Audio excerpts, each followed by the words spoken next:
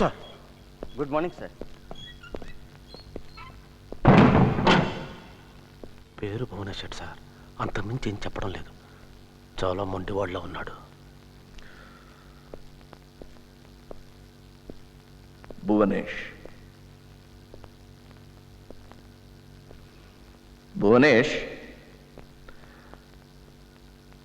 నీ అసలు పేరు భువనేష్ కదా? సార్కి సమాధానం చెప్పు. నువ్వెక్కడ వాడివి? భువనేష్. ఈ ప్రాంతంలో అలాంటి పేరు వినిపించదే. త్వరగారికి జావో చెప్పమంటాం సార్. ఓకే, అందాక నీ పేరు భువనేష్ అనుకుందాం. చూడు భువనేష్, నువ్వు ఇక్కడి నుంచి బయటపడలేవు. ఎందుకంటే కోర్టు, బెయిలు అవన్నీ లేవు. నిన్ను అరెస్ట్ చేసినట్టు అసలు రికార్డే లేదు. అర్థమైందా?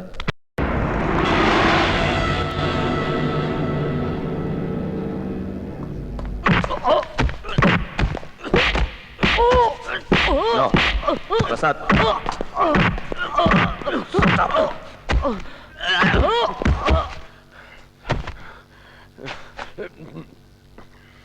ఎందుకలా కొట్టావు?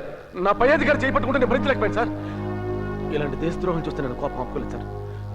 I'm sorry sir. Sir sir వీడిని నాకు వదిలేయండి. ఒక గంటలో విడిచేదంతా చెప్పిస్తాను.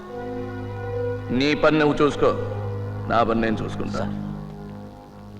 డాక్టర్ని పిలిపించి ట్రీట్ చేయించు.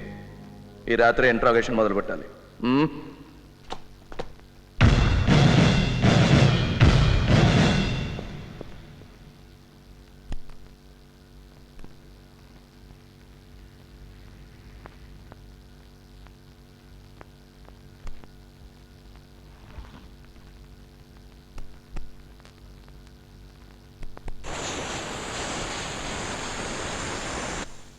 బ్యాండేజ్ అక్కర్లేదు, ఇలాగే మానిపోతుంది. He's all yours. Thank you.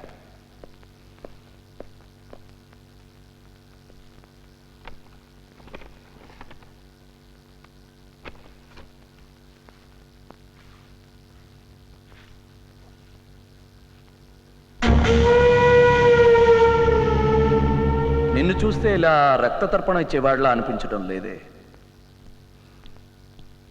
You seem to be a man driven by ideology. నీ సిద్ధాంతాలే నిన్న ఇక్కడికి తోసాయి అంటున్నాను. ఓ, ఐఎమ్ సారీ. చదువు రాని వాడికి తర్జుమా చేసినట్టు తెలుగులో చెప్పాలని నా ఉద్దేశం కాదు.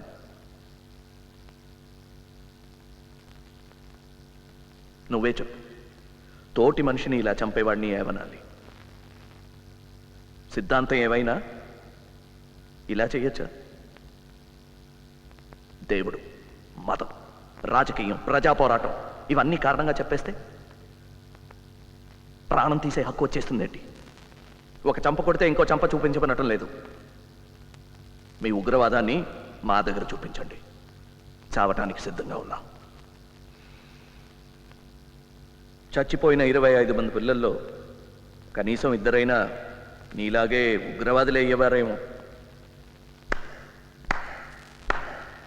ఏమిటి, ఏమైనా తప్పుగా మాట్లాడానా? మీ నమ్మకానికి విరుద్ధంగా ఏమైనా చెప్పానా?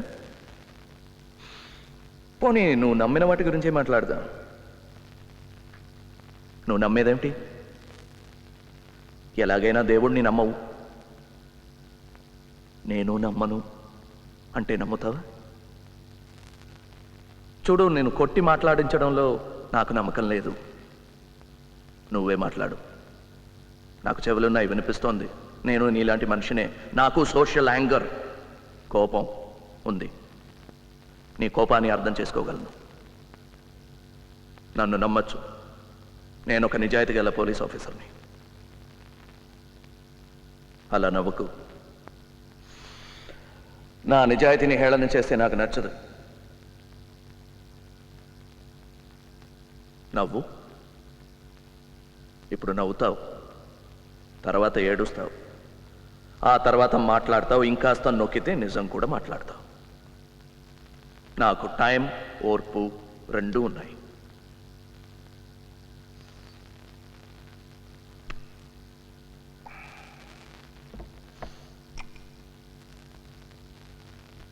పాచినట్టుంది. రెస్ట్ తీసుకో. నేను ఇంటికి వెళ్ళి పెళ్ళం పిల్లాడిని చూడాలి. నేనేం కాలక్షేపానికి ఇక్కడ రాలేదు. పోనీ రేపు మాట్లాడదాం. రేపు నువ్వు మాట్లాడాలి. నేను ఒకడనే మాట్లాడితే బోర్ కొడుతుంది.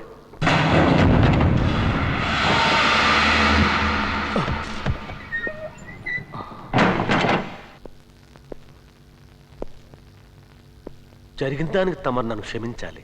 ఆ డీసీపీ ఆది గురించి చెప్పడం మర్చిపోయాను. వాడు చెడ్డ డేంజర్ మనిషి.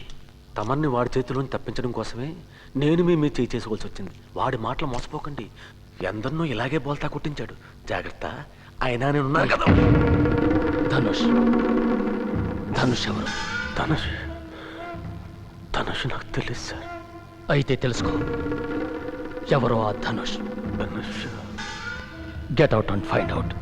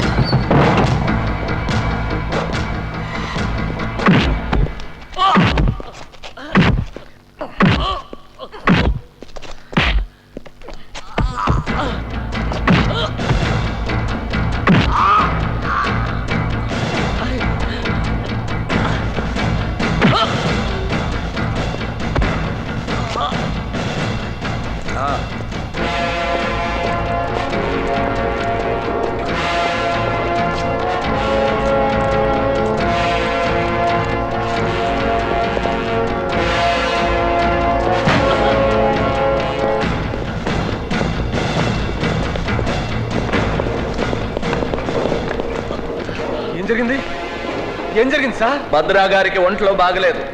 హాస్పిటల్కి తీసుకెళ్తున్నా. అది ఎవరైనా అడిగితే ఎవరు responsible sir? Responsible. I am responsible. Any questions?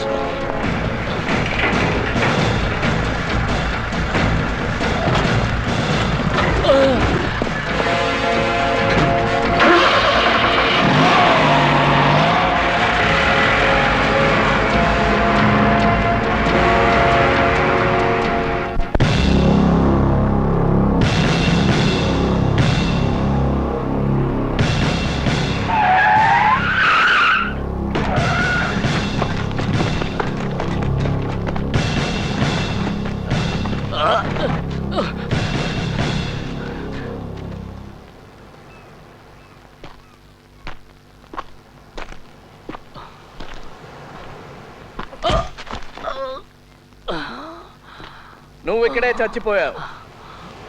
హాస్పిటల్కి వెళ్ళే దారిలో తప్పించుకోవడానికి ప్రయత్నించావు. షూట్ చేశాను, చచ్చిపోయావు.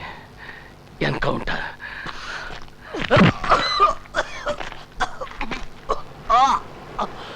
ఇంకో మంచి ఐడియా. హాస్పిటల్కి వెళ్ళే దారిలో తప్పించుకొని పారిపోయావు. నిన్ను పట్టుకుంటే బహుమతి కూడా ప్రకటించారు. కానీ నువ్వు దొరకవు. ఎందుకో తెలుసా? నిన్ను ఇక్కడే చంపి గొయ్యి తీసి ఉప్పేసి కప్పేస్తాను. నీలాగా నీ కోపానికి నీ చట్టమే అడ్డమైన నాడు, నీలాగా నిస్సహాయంగా ఉన్నవాడు నాలాగా ఉగ్రవాది అవుతాడు. కానీ నీలాగా పిరికి వాళ్ళ వెనక నుంచి మాత్రం గురిపెట్టడు. నమ్మిన సిద్ధాంతాల కోసం చచ్చిపోతానన్నావుగా. నాకు చూడాలనుంది. అవసరమైతే చచ్చిపోతాను కానీ అనవసరంగా మాత్రం ప్రాణాన్ని వృధా చేసుకోను. నీలాగా బతుకున్నప్పుడు జీతం, పెన్షన్, చచ్చిపోయాక ఇన్సూరెన్స్ ఇవన్నీ తీసుకుని నేను విప్లవం కోసం పనిచేయటం లేదు. అలాగైతే జనం మధ్యలో ఉండి చట్టం పరిధిలో విప్లవం కోసం పని చేయొచ్చుగా. అడవిలో ఏం చేస్తున్నారా? ఈ ప్రభుత్వం, ఈ నాయకులు నన్ను నా పని చేయనిస్తారా? నేను నీ పని చేయనిస్తున్నారా? నిన్ను తయారు చేసిన వాళ్ళే నన్ను తయారు చేశారు. పుట్టుకతోనే ఉగ్రవాదిని కాను. అడ్డమైనవి తినే రాజకీయ పందులు ప్రతి మంచి పనికి అడ్డొస్తాయి. అలాంటి పందుల్ని తరమటానికి కర్ర చాలు. తుపాకులెందుకు? ఉగ్రవాదం వీరత్వం కాదు, ఒక పిరికితనం. నిజాన్ని ఎదుర్కోలేక తుపాకీ పట్టుకున్నావు. తుపాకీలతో శాంతి సాధించలేవు, ప్రజాసేవ చెయ్యను లేవు. మరి నువ్వెందుకు తుపాకీ పెట్టుకున్నావు? నీలాంటి వాడిని ఎదుర్కోవటానికి, ఆత్మరక్షణకి. అంటే నేనంటే నీకు భయం ఉందన్నమాట. ఉన్నమాట ఒప్పుకోవటానికి భయం దేనికి? నిజం ఒప్పుకోవటానికి నీకే ధైర్యం లేదు. మాటల్లో పడిపోయావు. నన్ను చంపటానికి కదా ఇక్కడ తీసుకొచ్చావు.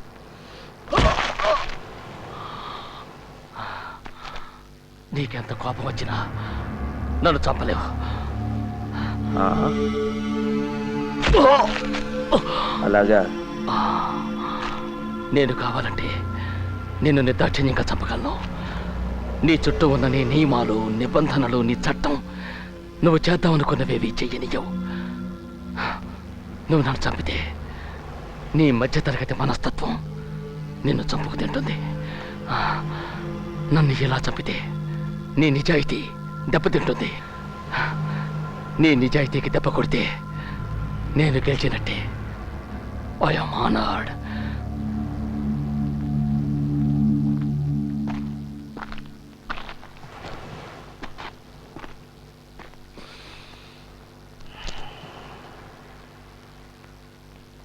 భద్ర, ఈ ఆటలో గెలుపు ఓటమి కాదు ముఖ్యం, చావటం, బతకటం. థ్యాంక్ యూ భద్ర. మంచి సమయానికి మంచి సలహా ఇచ్చావు. కానీ నీ మాటలతో బతికిపోయావనుకోకు. ఈ బాధలు భరించలేక నన్ను చంపేయమని బ్రతిమాలుకుంటావు. ధైర్యం అంటే ఏంటో తెలుసా? భయాన్ని దాచుకోవడం.